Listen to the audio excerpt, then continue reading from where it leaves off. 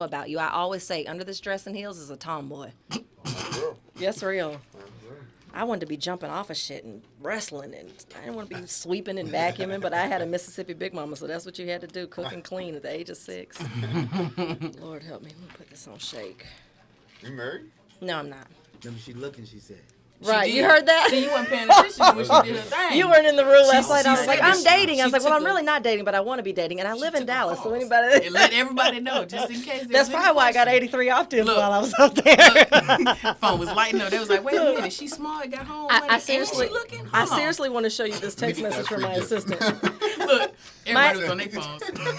My assistant said, okay, are you speaking? Because I just got a shitload of requests to join the Facebook group.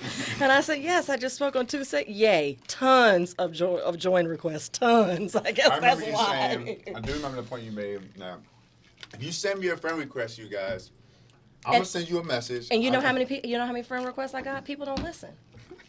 People don't listen. Do not send me a friend request because this is what you're going to get. Did you set that up through Facebook, or is it a message? you No, go we in have and to do it. physically We have to send? do manually. Oh, okay, I okay. haven't figured out a way to automate that. So usually what happens is about once every 2 weeks, I will go through and actually accept the people that I really do know and then tell Ashley to go in. Ashley is my assistant. So Ken, what we're talking about is I don't do anything business related on my personal page. Oh, you were in the room. Yeah, no, I was actually at home in Michigan. Oh, you were? Oh, okay. And I was I was packing, and I heard it. Got it. I know, I got off Facebook. So even though I said, don't send me a friend request, I can't even tell you how many friend requests. Now, I'm sure that some of those are probably not because they heard me, just because they see that I'm participating in this. But I don't want to. Like when I go to my personal page, I really use that as like, whoo, I need to decompress time. Like I want to scroll through and see what my real friends are doing. we about to get started. Not My strangers. man. But you make a good point. Let's make it happen, Howard. I love what you said because I've been thinking about Let's doing do that too. it. How I could move those people over because sometimes Yeah, you get incentivize on them. Facebook, you just Incentivize wanna them to chill. move over. Right, incentivize them to move over, but then stop talking about business stuff on the personal page as Because well. you hear crickets anyway. Exactly. I have a girlfriend that she's a sales trainer, so she says, and no, it's not mine. And she keeps doing all these Facebook lives on her personal page. I said, how many of your Facebook friends are really business owners that can benefit from this? Probably 8. I'll answer that for you. Well, unless you're just doing this for practice, it's a waste of your time. I think really, I just really looked at the DNA. I like to look at the DNA of a company. That's really wasn't the intention of Facebook.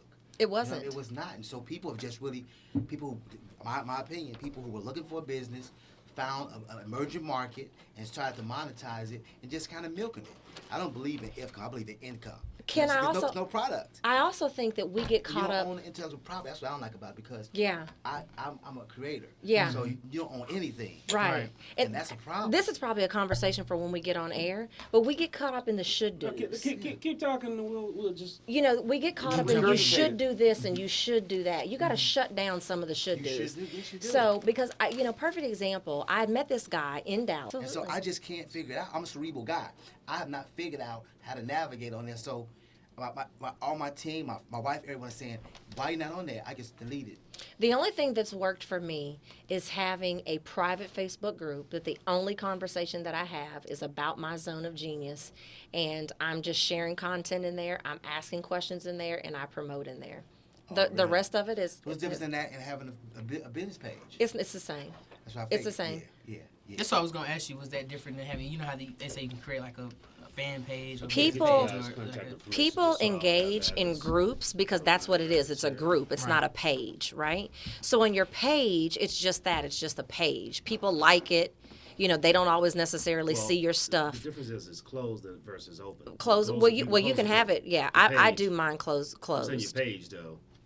My you page close is it. open, my group is closed. But your group is just that. Like there's a higher level engagement in a group than there is a page. You know what I mean? Think about a store. We're gonna engage a lot more when we hang out at my house than we are when we hang out at the store. Makes sense. So I see my page as a store that stuff just gets populated up there. But the real engagement goes on in my group. I do a Facebook Live in there every Tuesday and Thursday. I answer your questions. We post content in there 3 times a week, and I also promote in there as well. Too now. So when people when people hit you and say, they want you to mentor them and stuff like that, you pretty much direct them to the group because that's where they can get all that anytime you stuff. opt in for anything on my website, well, there's only one thing to opt in for, and that's my ebook. But when you opt in, it's going to say you need to join my Facebook group. I do trainings in there. I answer your questions. If you really want to keep up with what's going on, I highly recommend. When I do a webinar, when they register for the webinar, I tell them I'm not going to answer questions in the webinar. I'm going to answer questions in the Facebook group. So I force the engagement. I force the engagement to the Facebook group. Don't post any questions in the chat. As a matter of fact, I'm going to turn it off. There's not going to be any live Q&A. All of the questions are going to be taken from and answered in the Facebook group. Because I want one centralized hub where I'm doing everything. I don't want 8 different places that I have to be doing things. So that's the way that I've made it effective. Ken Brown, correct? Yes, sir. So you're seeing the fruits of that. I am. That's a really good idea. I never thought about that. Actually, a group where you can really take ownership of the content. Yeah, it's like having people over to my house. That's good. I never thought of it because I did some coaching sessions. And I think that's the way they feel. They feel like they're over to my house versus just viewing stuff that's on my page. Because I don't even allow. They have access. So how do they have access? They have to request. They have to request to join. Now you can do it 2 different ways. You can have a group that's open and anybody can get in it. I don't want anybody in it. I don't know what I was doing that was getting like 12-year-old African boys that live in Africa. I don't know what was coming up or how they were finding it, but they didn't need to be in there. I only accept people in there that look like they need to be in there. So you have to request to join, and I also have it set up that any comment that you post, we have to approve it because it's a space to learn how to land corporate sponsors. It's not a place to find sponsors. So I don't allow people to say, hey, I'm having an event. Who wants to sponsor? That's not what this group is for. So you just have to use instinct then because how do you size them up? Like a picture? No, I don't size. Well, I don't do any of it. My assistant clicks on it and sees, like, do they have a business? Who are they? If they're not So a business she's kinda owner, why are they in here? Yeah. Yeah. And then whenever you send if you can have where the notification, so now when you send any kind of, when you post anything in there yourself, inside the group, it sends everybody of a notification. Yeah, and anytime I'm live, they see I'm live. Versus the regular feed on your business It's page. interesting. What did people do before Facebook? Like, Child, what did we do before cell Hey, phones? Ken, how you doing? I was gonna say, what do we do before a lot of What did these we do things? before cell phones? Hey, how you doing? Child, I had been 45 minutes away from home. Like, oh, hell no, I'm going home to get that cell phone. Child, I got to have that cell phone. before cell phones, we had a phone, but Facebook is like, it's a whole different beast. You know what I'm I want to saying? know? I want to know, has attendance at high school reunions gone up or down since social media? Because I honestly don't feel a need to go to my high school don't. reunion because anybody that I care about connect from with high them. school, Yeah, we're you friends on got- Facebook, and I know what they ate this morning. I don't need to go to the high school reunion. Absolutely. like So what I happens is probably that think it went down. Well, I don't like the fact that it's creating synthetic relationships. Facebook true. does. Yeah. Because we're belly to belly, touch, speak. Yeah. The power of life and death is not in the Texas and the Times. Yeah. So you know what I'm saying. So I do discovery days because I need to go. Make sure we One thing live, I'm doing guys. now Keep is talking. I go to people business now. But that's where because, magic happens. but that's because that's what you need. No, it's what the customers need. Well, some. Because most people, Everybody don't. like- Everybody doesn't want to consume that way. So I think you have to do. I think you have to do a combination of both. Well, I'm in the consumer's business, so that's the difference. But I'm saying, but you're asking, like, how do you make, like Facebook more effective if you wanted to use it? Because some people want to consume in different ways. That's the only reason I say that. My son is a sophomore in college, and he's in a literature class right now. And they had to do a paper on has social media enhanced communication or has it decreased it, this, that, and the other thing. And you had to take a position and tell why. What was the result? Well, I wrote the paper for him, I think. Because he was on the borderline of not passing that class. Look, he's on the borderline of not passing that class, and I'm paying out of state tuition. I'm like, oh, baby, you passing this class. Well, I asked, he did his first year at Ole Miss, and that was a disaster. He's at an HBCU in Tennessee now. Which one? He's at Lane. Okay. And so he was like right on the smidgen of not passing that class. I said, oh, no, you passing this class. I said, what's the position you want to take? I'll write to that position, and I'll write like I know you would say it, but I'm going to write this. He said that he thought it made it better, but that's because he's an introvert, and he doesn't want to talk to people. So it gives him the opportunity to feed his MO of not really wanting to interact. Let's make sure we live. My thing is super loud. Like, is there a way to turn my earphones down? I'm blasting myself out. Oh, we need these. Well, to hear each other intimately. To hear and the people in the room intimately, I can hear good. It doesn't sound the same as it did yesterday. No, it's a little hotter. Mic check, mic check. Hey, Glenn, if you guys, Jonas, if you could turn the headphones down a little bit. Jonas, if you're looking, You're just fine. Justin. Like on the radio. Well, they'll hear us because we're talking into Yeah, we good. All right, I don't think we're live yet. Let me make sure. Let me go over here and make sure, guys. Who we right. talking to? What's this format? I'm like, it's just It's conversation. We're just like like- we're doing. just like like we we were were just Conversation, doing. yeah, just, yeah, just yeah. what we were So, just doing. like taping or something. my goal is help. It's live. It's live. My It's goal live. is to help So, guide the conversation. Yeah, it's live. I forget how many people are watching it, but it's like in the thousands. Yeah. It's live. It's live. Yeah, we were chatting it up yesterday. Just normally get a topic and just start going. Giving He'll everybody's- guide the conversation, but it's literally like just like we're doing right now. Yeah. Getting everybody's opinions. On You got. things. I came in and telling you're talking about one of your Facebook groups, right? I'm assuming. Okay. All He right. was asking. He was saying that he had gotten off of Facebook, and he was asking, how have I made it effective? And I said because I only yeah. utilize a Facebook group. I don't do any business stuff on my personal page. I have a business page, but it's just because you should do it. Yeah. But I have a Facebook. He could be Darren's son. That's how much my son looks like Darren. Pretty boy, long eyelashes, curly hair. I could just see that shimmy. Oh, we won't do it though. I feel like most fraternity men are well-grown, well-spoken, go-getters. Yeah, he's an introvert. I didn't know He's you not were in a studying that. fraternity, but I assumed that you probably had 1906, everybody online. Okay. Hey. Okay. Okay. Are you fine? a certain criteria to be a fraternity man. So Hey. All right. Hey, welcome to Black CEO Conversations, this Saturday edition. That's right, Saturday morning. It's live. We're here. I'm Howard White. I'm your host.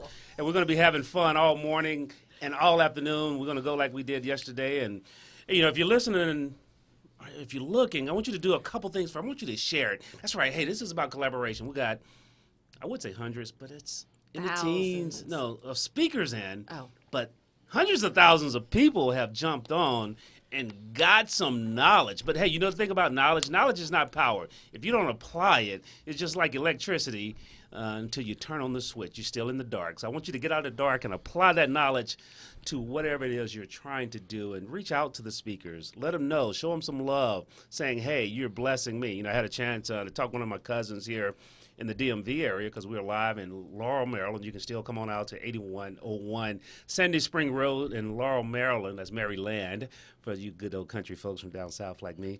But, I was talking to my cousin, and he literally said, hey, man, I was checking out some of the stuff you were doing, and it was one of those moments that really resonated with me because he's my second cousin. He's a little older than I am, and I was, he was raised at our old homestead with my great-grandfather, and I had a chance to really know him, and I only knew him a little bit. He said, I was listening to some of the things that were being talked about and shared, and he mentioned Myron Golden in particular last night because he was up late last night. But he said, a lot of the things that were being resonated reminded me of Papa.